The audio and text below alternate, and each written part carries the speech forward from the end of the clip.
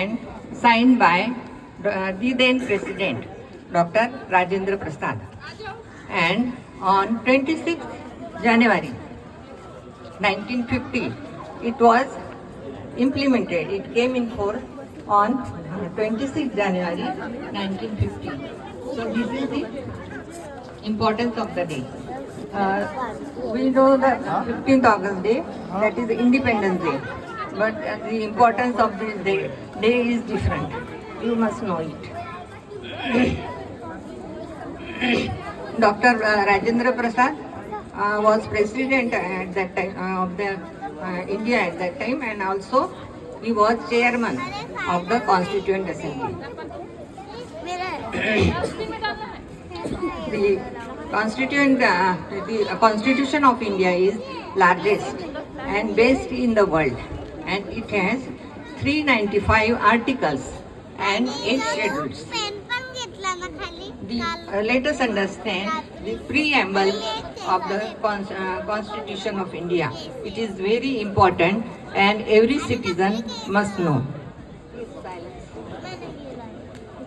The preamble of the Indian Constitution embodies the solemn resolve of the people of India to constitute India into a sovereign, socialist, secular, democratic republic, and to secure to all its citizens justice, social, economic, and political, liberty of thought, expression, belief, faith, and worship, equality of status and of opportunity, and to promote among them all fraternity, assuring the dignity of the individual and the unity and integrity of the nation.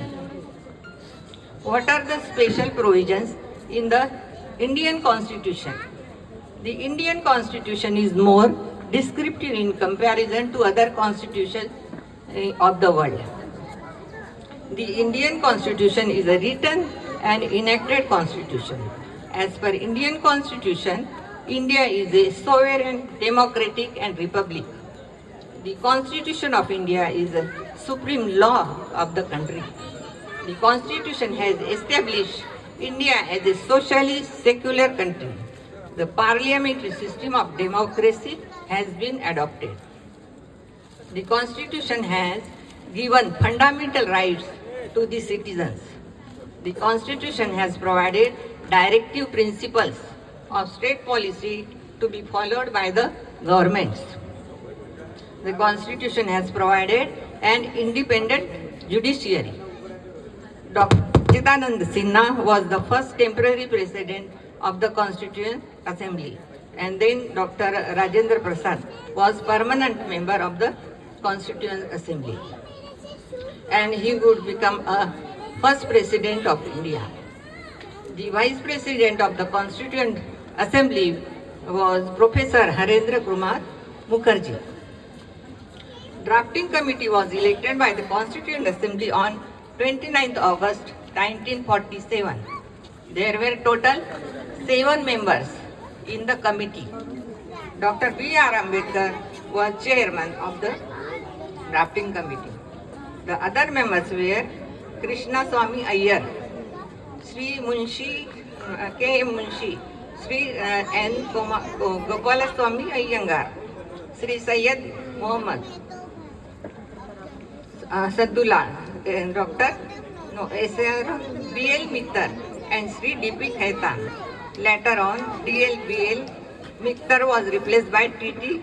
Krishnamachari and D.P. Khaitan by N. Madhav Rao.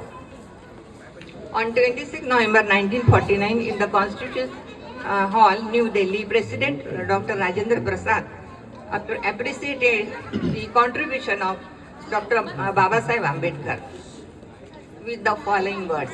I will read them. Before I close, please keep the silence.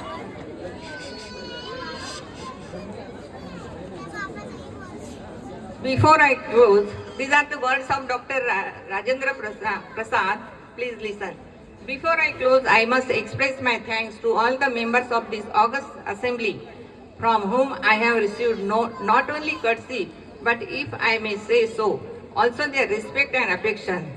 Sitting in the chair and watching the proceedings from day to day, I have realized, as nobody else could have, with rare zeal and devotion, the members of drafting committee and especially its chairman, Dr. Ambedkar, in spite of his indifferent health, have worked.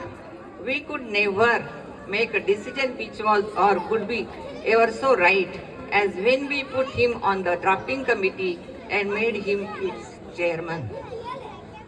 He has not only justified his selection, but has added luster to the work which he has done. Sri T.T. Krishnamachari said in one of his speeches in Constituent Assembly that there were 7 members in the... Please keep silent. Listen. There were 7 members in Constituent Assembly, but one was one resigned from the Constituent Assembly work, and one of the member died, and 2 members were in America, and the 2 members could not pay attention because of their ill health. So, whole responsibility of the Constitution fell upon Dr. Baba Sahib Ambedkar, and he completed the Constitution in 2 years, 11 months and 17 days span. The Constituent Assembly of India made the Constitution Hall, New Delhi, on 24th January 1950.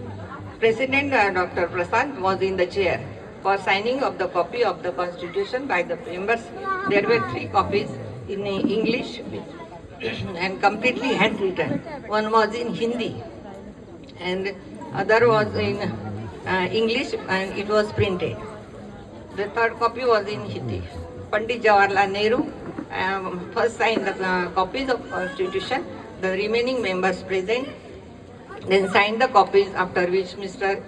President signed the copies of the Constitution. In all, 284 members actually signed the Constitution.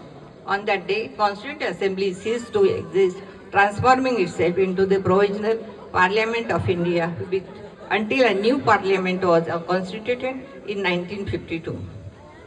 Dear friends, our Constitution has made all provisions to serve the people of the country. Hence, it is our right to avail them if they are not provided by whosoever government is.